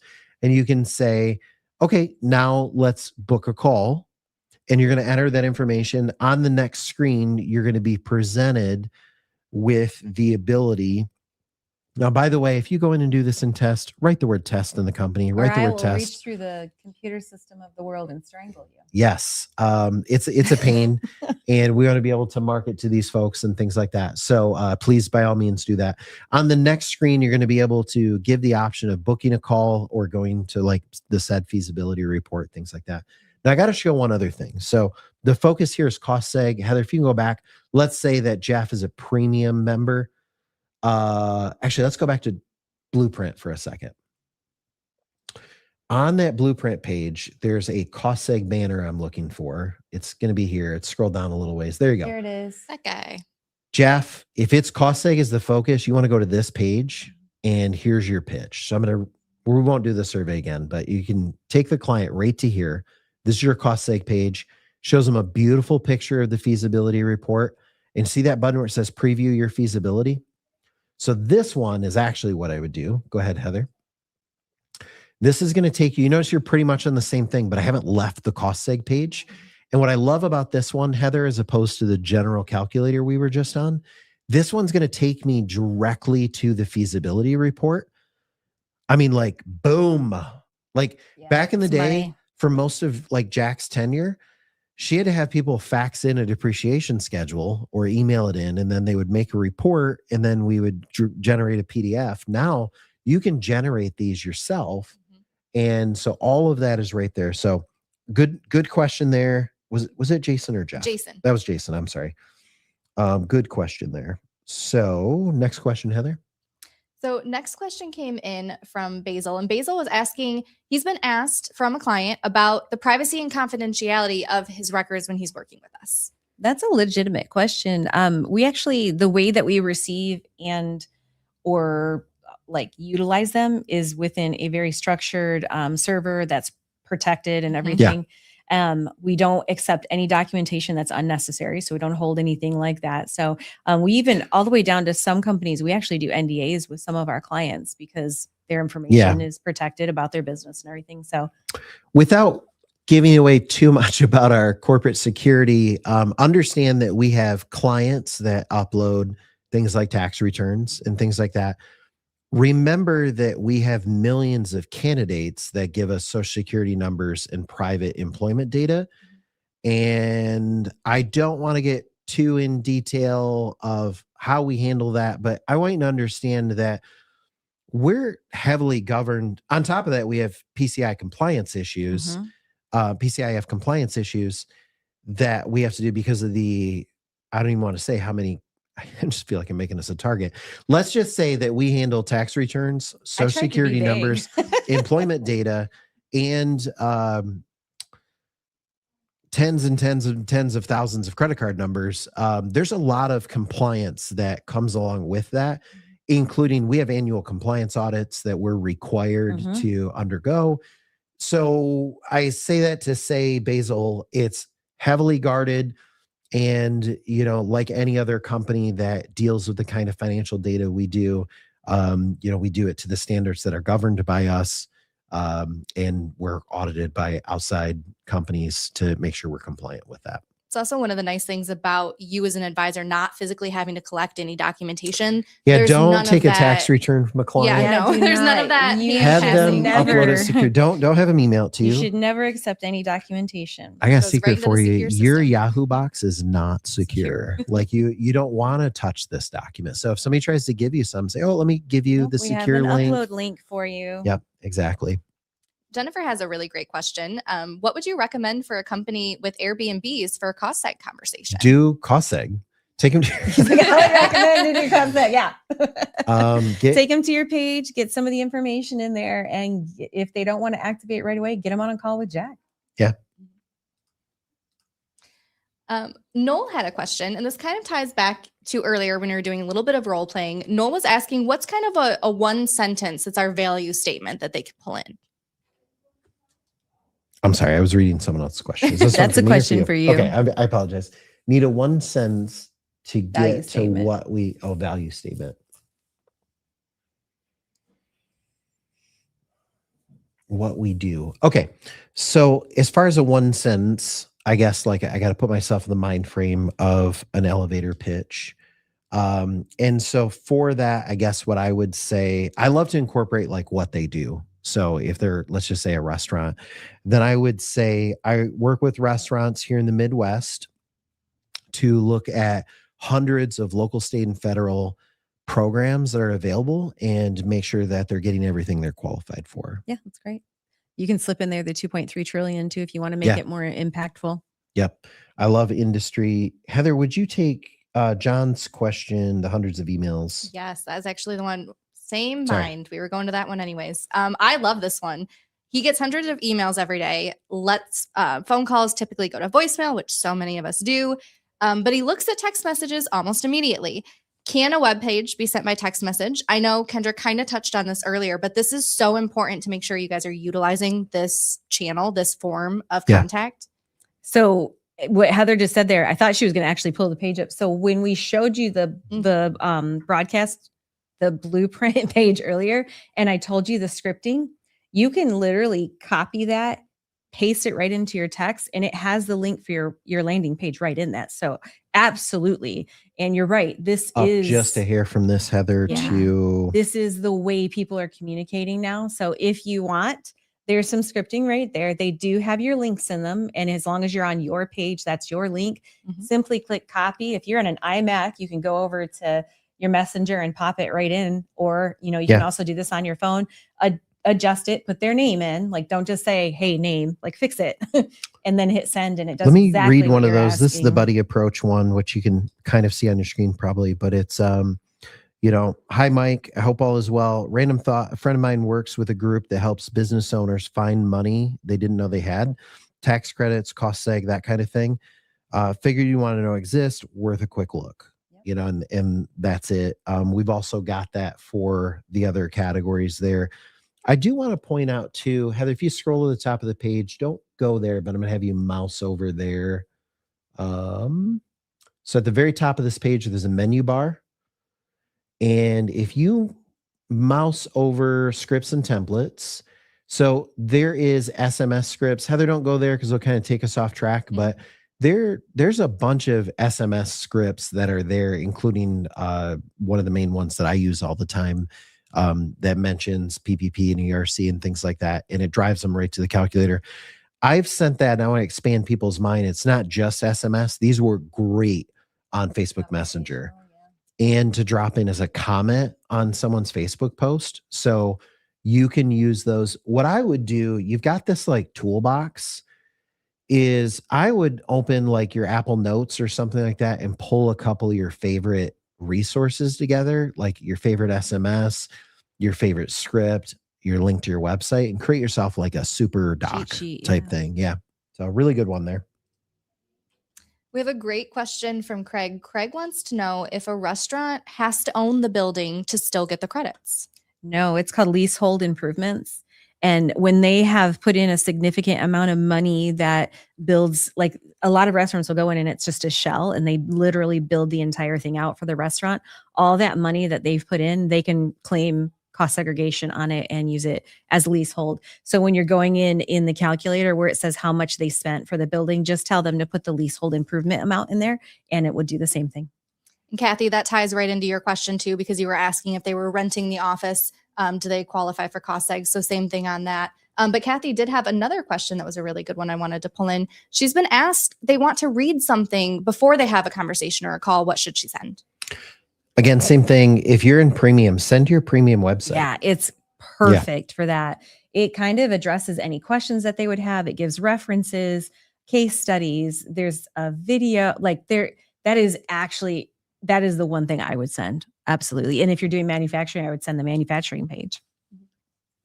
Precious has a really great question I want to bring on here. I think she might be a little bit confused between R&D and cost seg. So she was asking about cost seg. Does it end in June and does it return next year? And I think she might be remembering back to the changes with R&D, those amazing changes from the Big Beautiful Bill. No. Well, to be clear, none of the programs we offer end anytime soon. In fact, most are lifetime programs at this point. But go ahead, Kendra. There's with cost seg, it's forever. There's no end. R&D had a specific time period where they were giving more money back, a higher rate during this period that they had taken away for a while. That part of that specific look back will be gone as far as June, but the standard look back where we can go back 3 years, that's going to stay as a part of R&D moving forward. And Heather, so you have a chance to go look at the main feed. I'll take the next 3 questions to give you a little bit of a break. So forgive me, I don't know the name, but TBP says, I forgot what our fee is for the software. Let me explain what he's referencing. So first of all, any client can do business with us without a monthly fee or anything like that. You can do a one-off service. We have our tax management system. It's generally, for most companies, $9 a month for the company. What that does is that's a real-time tracking situation. We're going to look every employee they hire, every building they like in real time. It's like business monitoring, so to speak, for their tax incentive. That's $9 a month. And then our fees are still the same. They're a percentage of the identified credit. Now, if somebody doesn't want to do that, that's okay. They can just do a cost seg on their building. They don't have to have the software. Now, for $9 a month, as long as we get them one tax credit about every 15 years, I think for itself. Yeah, I think they're going to be in a good question to do that. Next one there, again, Heather, just giving you a second for a break, is from Jennifer. For cost seg, what if a restaurant owner is only 51% owner of the building? Can they file for that since they are 100% owner of the business? Won't it come down to which entity paid for the leasehold improvements? But either way, the business probably paid, and he's 100% owner of that. So the cost seg benefit would go to him. If the building paid for it, then him and the other owner would share in the benefit. Yeah, there's probably in this case like two cost segs at play. Yeah. There's the most likely this is probably a restaurant or a doctor's office. And so you have like the restaurant. Oh, it says restaurant. I'm Yeah. sorry. You have the restaurant. I was a good guess though. Yeah, it was. you have the restaurant that paid for the leasehold improvements. The restaurant business that paid for that is going to get 100% of the credit. And then you have the like building, which Building. may be a strip mall Probably something or like that. something, a larger Which facility, you could whatever do the case a is. cost seg for that, and they would separate out anything that belonged to some other entity. But it's not all or nothing. Either one of the Yeah. entities could do it for their portion if for some reason the other We've didn't want done to do several like that before. it. This is a good one from Minerva. I hope I pronounced that right. And then Heather, I've given you enough time to catch up, so you can read that one. All right. So Minerva's asking if the Airbnb is a converted residential property, can it still be used for cost seg? I mean, I think I understand. So what you're saying is someone bought an Airbnb and they're renting it out. That makes it a business investment. And let's use another. Is an apartment complex residential or Yeah. commercial? It's a residential building, but it qualifies for cost seg Right. because And of the ROI has to be there. Sometimes when they're doing smaller buildings like that, the ROI is really small. But we have several clients that we've worked with that own multiple of these. Mhm. And again, based on entity, how many they did, it was actually definitely worth doing cost segregation. So worth question. looking at for sure. Yeah. A really great question from Donald. And Donald was asking if dairy and dairy farms. I mean, Heather, would you be reading it if it wasn't a really great question? no. Okay. No, I read all questions. Asking And she's gonna We say it's have a good horrible question. I We have love a this one, horrible though. question from. No, Really go ahead. bad question. I do love this one though because it has to do with anything that has to do with like the agriculture field. I love when we get these questions because it's not something everyone tends to think of. And Yeah. yeah, dairy farms are fantastic for that, as are other agriculture. It's not considered a manufacturer, but they do qualify for the R&D tax credit. Exactly what she was saying. Well, and then you have food services Yes. companies, I was gonna say more. wineries, Yep. breweries. Breweries can be good. It Mhm. depends. I don't want Depends, to get yeah. into the nuances of that, but The agriculture though, yeah. We actually, when we had an advisor in California who was amazing at that for years and years. He retired, but yeah. So Bob's question has to do with now you can't say R&D. really good question because I messed you up. I gotta wait a few now. Yep. Bob's question is about the R&D tax credit. He's kind of looking at that look back that we had talked about. So no, that is not ending on April 15th. But he is asking also about the state R&D tax credits because we have talked recently, I think about 4 months Okay. ago, about the top states because we had new states last year. So I'm going to break Bob's down into two parts. Kendra, I'll take the first part. You take the Mhm. second. So is the R&D with 5-year look back still ending?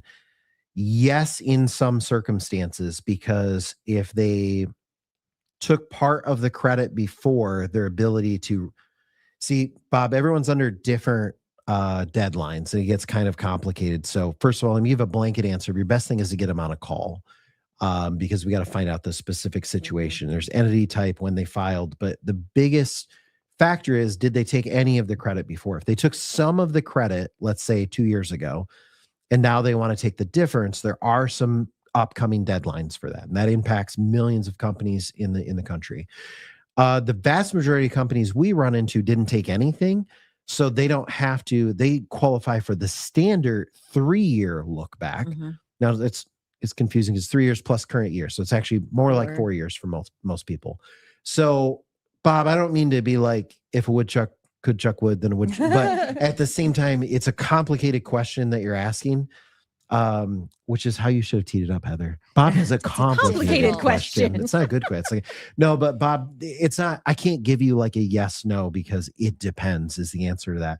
Now, Kendra, the second part to that, which is We're a gonna great bifurcate question. Bob's question. We're going to bifurcate Bob's question. Some of you will get that joke. Are the state R&D tax credits in the top 6 states new this year? I'm going to be honest with you. I don't remember what we used for the top 6. I know some of them are new, like Michigan's is new, but I don't believe most of them are I new. don't- They're just significant. Yeah, because like Texas was one of them Georgia. that we highlighted, but we didn't highlight because it was new. No, We it's just highlighted it because significant it's a state credit. significant credit. So I'm the one who picked the 6, and I apologize that I don't remember. I know it was like Texas, Georgia, Michigan.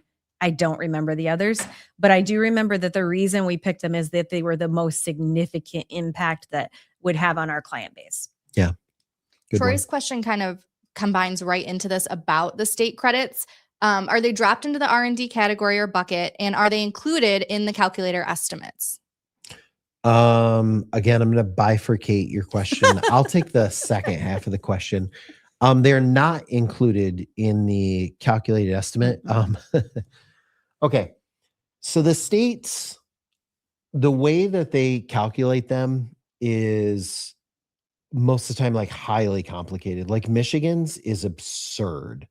So the idea Gives me a headache of just thinking about it. trying to provide a real-time calculation when there's so many, I mean, it's so stupid. Like one of the criteria for Michigan's is whether or not they do business with Michigan Medicine or not. Like it's the stupid, like I don't know who got that slipped in. I'm sure it's Right. Michigan Medicine. But it's just there's not really a clean way of doing it. So we do is we're calculating a federal amount, and so we'll come back to that later. I think the second part of that question, Kendra, is do we still charge the same fee rate for that credit? I don't work with that credit. Oh, okay. So I don't So, know. Okay, I'll answer your question. We're I charging. believe so. We're charging just our percentage is of everything we get them. So Right. if it's local, state, federal, whatever the case That would be is. my assumption is because once I hand that part off to the engineers, and then I don't do accounting anymore. You want to pull so- Jack in for that one? I could ask Jack. The answer I can answer this. So they're signing a contract with us that is for local, state, and federal credits. Anything we identify is going to be at that same rate. Right. And Heather, was that all of the question, or was it a Yes. trifurcate I question? believe it was just the two parts. I think it'd be getting called a trident. some question. very intricate, I think is the word I'm looking for. Intricate, yeah. Intricate questions today. I like it. Keep them coming. Yeah. This one's kind of interesting from Mike. So Mike is dealing with an auto group right Is now. it interesting? And the It is CEO interesting. I have in an answer, quotations too. doesn't like cost seg. He has the quotes there. Doesn't like cost seg. What's your response? Why? What can you use? Why not? I would ask why. I would Why? find it an appropriate way to say it, but I would say that's really interesting. Why did you have a bad experience or something? Because most of my clients that are own auto groups love it because it gives them such a great benefit. Yeah. So I think maybe it's just somebody using it as a throwaway, trying to dismiss the conversation, but continue the conversation. Ask why. I love that. Next question is from, oh, I'm so sorry. I just lost it. Let me scroll back.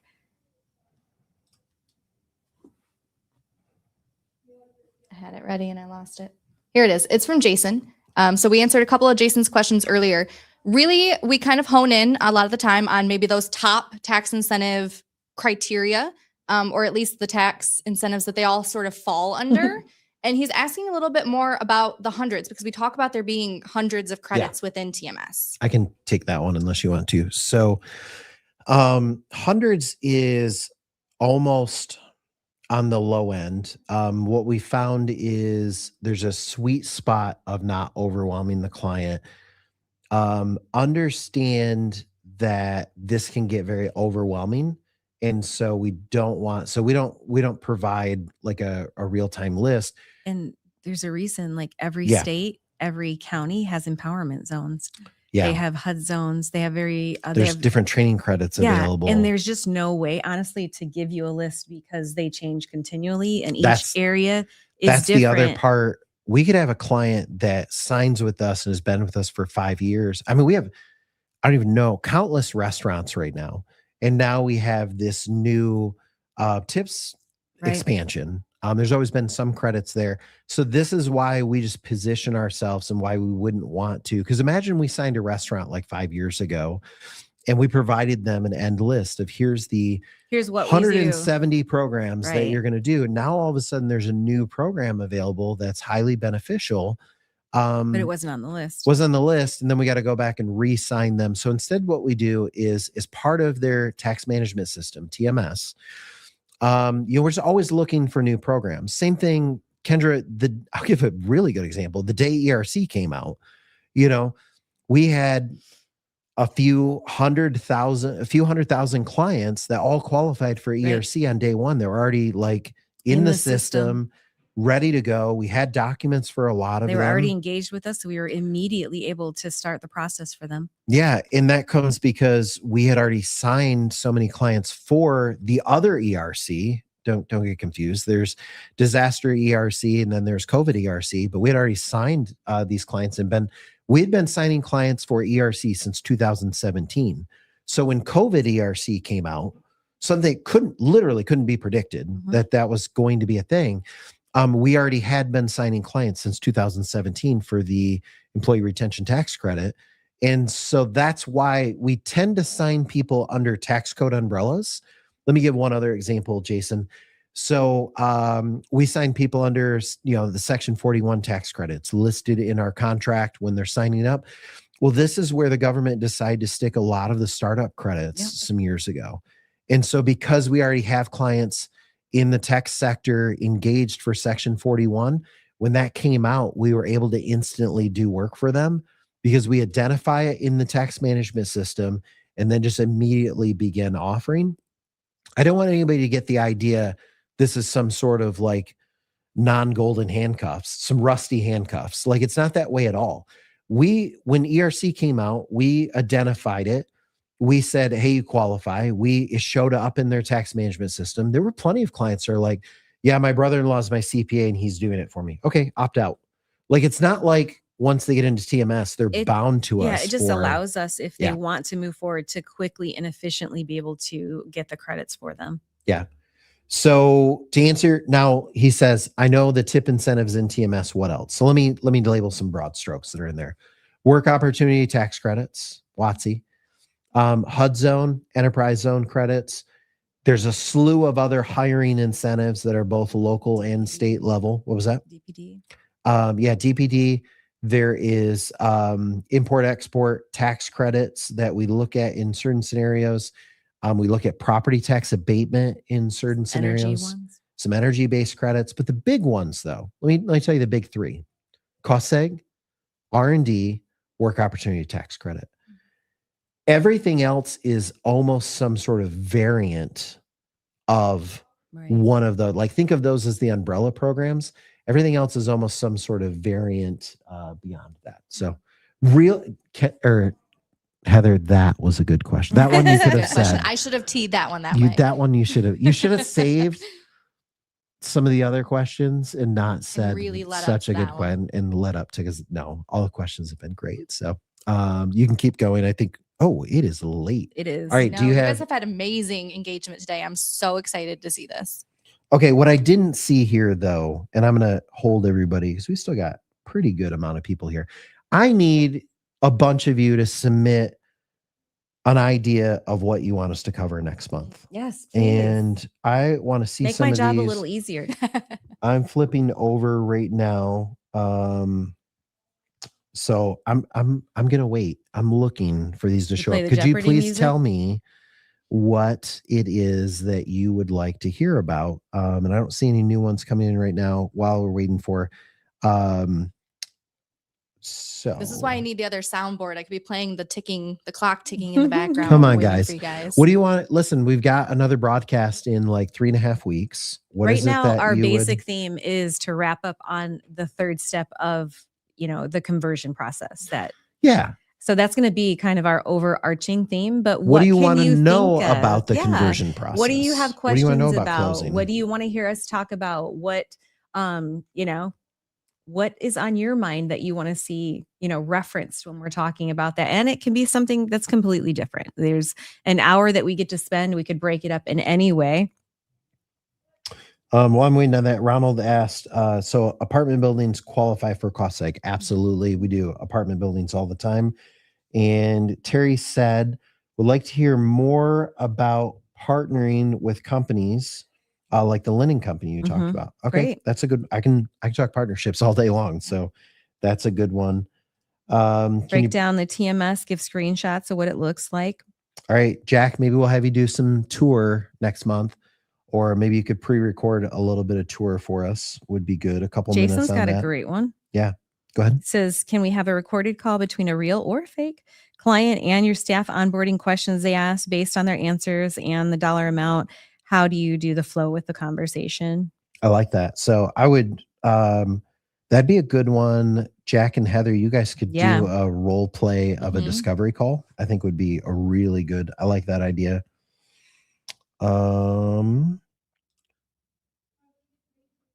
A brainstorming session for ideas. Jennifer, I want to know what you mean by that. Do me a favor, do a follow-up post because you've intrigued me, but I don't know necessarily what that would look like. But you might have just struck something. So when you say a case study walkthrough, that'd be a good one. Mhm. We haven't done that in a couple Mhm. months, I feel like, and apparently not.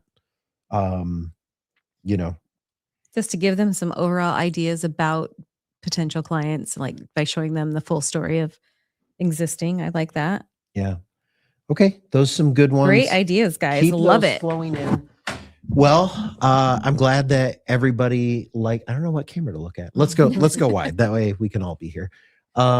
So I want to thank you everybody for joining us and for staying so long. I hope that you I know if found the that's any value in it. indication of how much like more engagement or the fact that people enjoyed today's the way we have set up and everything, I think that's great. I think I have to provide some proof of something.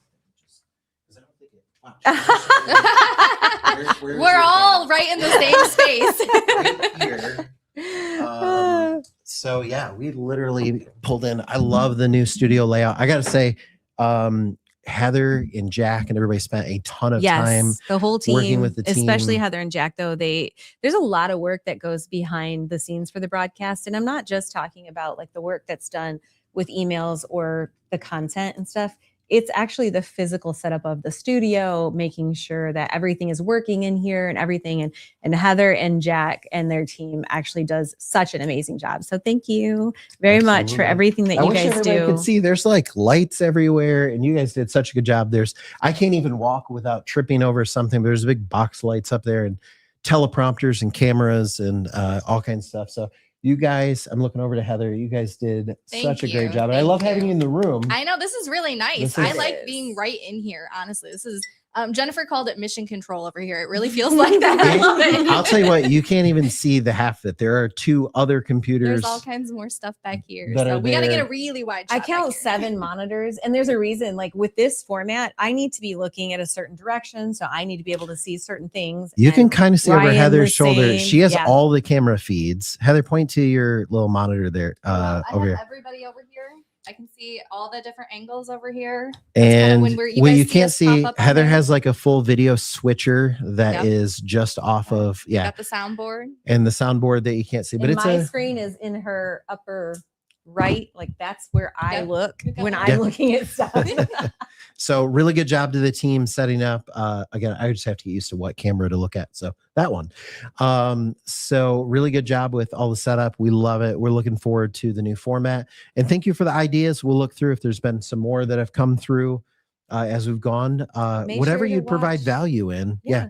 Make sure to watch your inbox for the broadcast wrap up email. It will have the link to your blueprint page. Please get in there and utilize the tools that we created for you this month. They all go hand in hand with everything we talked about today. So All right. Thank you, everybody. We'll see you thank next month.